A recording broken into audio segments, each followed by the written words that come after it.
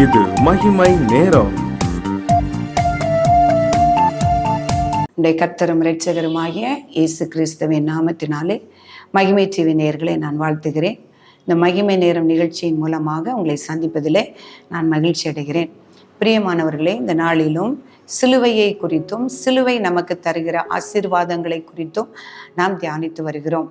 இன்றைக்கு நாம் பார்க்கும் பொழுது சிலுவையிலே அவர் தேவனோடு கூட ஒப்புரவாதலை உண்டாக்கினார். நமக்கும் தேவனுக்கும் ஒரு ஒப்புரவாதலை, ஒரு சமாதானத்தை உண்டாக்கினார் என்பதை குறித்து நாம் தியானிக்க இருக்கிறோம். ரோமர் 5ஆம் அதிகாரம் 10ஆம் வசனம், நாம் தேவனுக்கு சத்துருக்களாய் இருக்கையில் அவருடைய குமாரனின் மரணத்தினாலே அவருடனே ஒப்புரவாக்கப்பட்டோமானால் ஒப்புரவாக்கப்பட்ட பின் அவருடைய ஜீவனாலே ரட்சிக்கப்படுவது அதிக நிச்சயமாமே. பிரியமானவர்களே, இதுல என்ன நாம் பார்க்கிறோம்? ஆனால் தேவனுக்கு சத்துருக்களா இருக்கையில், தேவனுக்கு பகையா இருக்கையில், இன்னொரு இடத்துல போட்டிருக்கு அவருக்கு பகைவராய் நாம் இருக்கையில் என்று.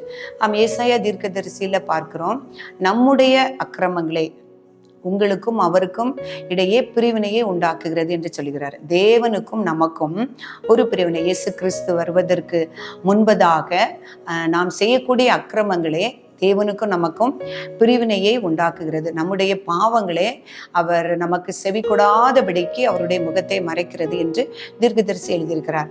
பிரியமானவர்களே, நாம் பாவம் செய்யும் பொழுது, நாம் தேவனுக்கு விரோதமாக பாவம் செய்யும் பொழுது அவருடைய சத்துருக்களாக மாறுகிறோம், அவருக்கு பகையாக நாம் மாறுகிறோம், அவருடைய முகம் நமக்கு மறைக்கப்படுகிறது, அவருக்கும் நமக்கும் பிரிவினையை உண்டாகிறது.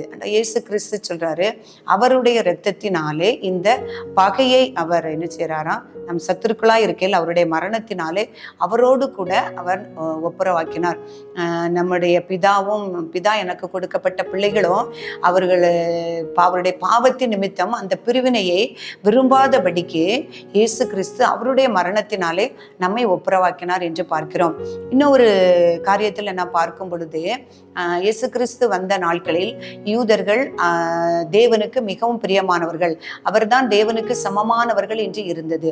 அதான் சொல்லியிருக்கிறாரு பவுல் அப்போஸ்தலர் சொல்லும்போது, தூரமா இருந்த நீங்கள் அவருடைய இரத்தத்தினாலே சமீபமானீர்கள் என்று சொல்கிறார்.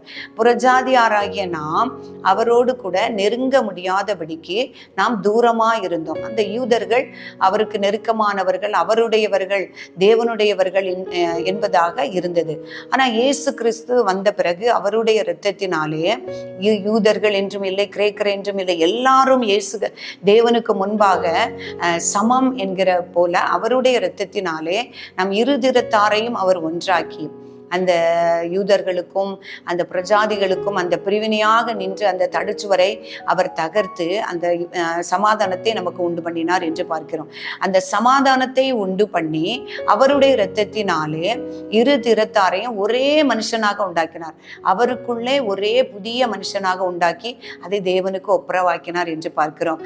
பிரியமானவர்களே, நாம் தேவனோடு கூட இணைந்து இருக்க வேண்டும், தேவனோடு கூட ஒப்புரவாகி இருக்க வேண்டும், அவருக்கு சமீபமாய் இருக்க வேண்டும் என்கிற அதனால அந்த இயேசு கிறிஸ்துவனுடைய இரத்தத்தினாலே அந்த ஒரு ஸ்லாக்கியத்தை நாம் பெற்றோம். இந்த கொலோசேயருக்கு எழுதும்போது சொல்கிறார், பூலோகத்தில் உள்ளவைகள் பரலோகத்தில் உள்ளவைகள் எல்லாவற்றையும் அந்த இயேசு கிறிஸ்துவனுடைய இரத்தத்தினாலே அவர் மூலமாய் தமக்கு ஒப்புரவாக்கி கொள்ள அவருக்கு பிரியமாய் இருந்தது.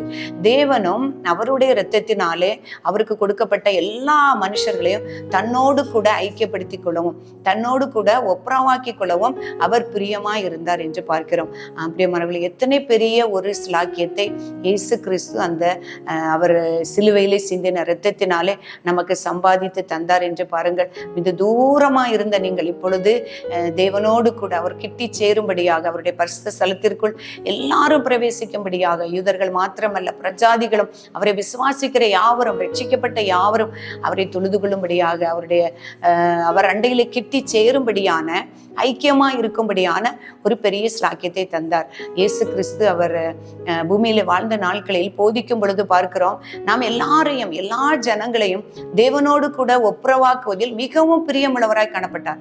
ஆண்டவர் இயேசு கிறிஸ்து சொல்கிறார், பிதாவோடு ஜெபிக்கும் பொழுது, ஆண்டவரே பிதாவே, நீரும் நானும் ஒன்றாயிருக்கிறது போல நீர் எனக்கு கொடுத்த பிள்ளைகளும் நம்மோடு கூட ஒன்றாயிருக்க வேண்டும் என்று விரும்புகிறேன் என்று சொல்கிறார். எவ்வளவு பெரிய அன்பு, எவ்வளவு பெரிய ஸ்லாக்கியம்!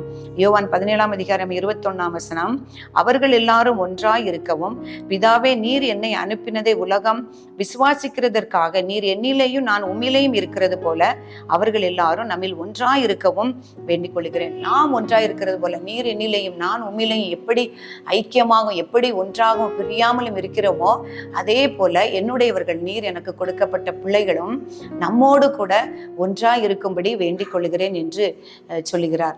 அந்த அவருக்கும் நமக்கும் இருந்த அந்த பகையை நான் ஏற்றுக்கொள்கிறேன். அவருடைய பாவங்களின் நிமித்தம் அக்கிரமங்களின் நிமித்தம் உமக்கும் என் பிள்ளைகளுக்கும் உண்டான பிரிவினை நீங்கும்படியாக, அந்த பகை நீங்கும்படியாக, சத்துருக்களாய் இருக்கிறவர்கள் சிநேகிதராய் ஆகும்படியாக, தகப்பன் அப்பா பிதாவை என்று அழைக்கப்படத்தக்கதாக ஒருவருக்கொருவர் ஐக்கியத்தையும் சமாதானத்தை உண்டு பண்ணினார்.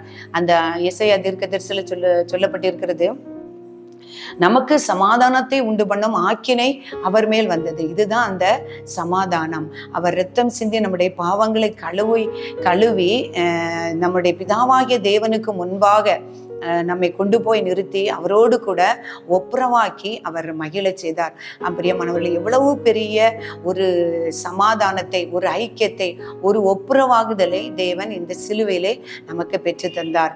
இதை நாம் தியானிக்கும் பொழுது நாமும் அதை உணர்ந்து விசுவாசித்து, ஆண்டவரே நானும் உம்மிலே நிலைத்திருக்க, உம்மோடு கூட ஒப்புரவாக, உம்மோடு கூட இன்னும் கிட்டி சேர அந்த இயேசு கிறிஸ்துவின் இரத்தத்தினால் எனக்கு உரிமை கொடுக்கப்பட்டிருக்கிறது என்பதை விசுவாசித்து நாம் அதை அறிக்கையிடும் பொழுது நாமும் அவரோடு கூட ஒன்று, அவரோடு கூட இணைந்து, அவரோடு கூட ஒப்புரவாகி அவரை இன்னும் அதிகமாய் கிட்டி சேர முடியும்.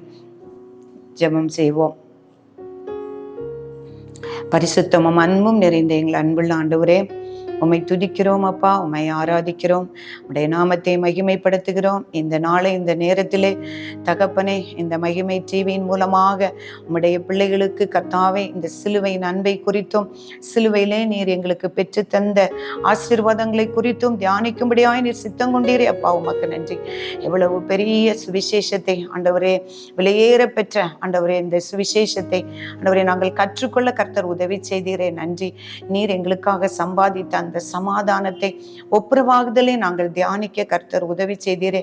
பகையாயிருந்த எங்களை ஆண்டவரே, சத்துருக்களாயிருந்த எங்களை உம்முடைய இரத்தத்தினாலே அவரோடு கூட ஐக்கியமாகும்படி கிருபை செய்தீரப்பா, நன்றி செலுத்துகிறேன் அப்பா. பிரிவினையாயிருந்த தடுச்சுவரை உடைத்து தகப்பனை எல்லாரையும் இருதரத்தாரையும் ஒன்றாக்கி அவரோடு கூட ஒப்புரவாகும்படியான கிருபை செய்தீங்களேப்பா. அந்த கிருபையை நாங்கள் இழந்து விடாதபடி இன்னும் அதிகமாய் மண்டையிலே கிட்டி சேர உம்முடைய இரத்தத்தினால் நாங்கள் பிதாண்டையில் சேர்ந்து அப்பா பிதாவை என்று அழைத்து ஆண்டவரே ஸ்தோத்திரம், அவரோடு கூட ஐக்கியப்பட்டிருக்க கர்த்தர் எங்களுக்கு உதவி செய்யும்படியாய் ஜெபிக்கிறேன் சுவாமி. இந்த வார்த்தைகளுக்காக தேவரீர் உமக்கு நன்றி செலுத்துகிறேன்.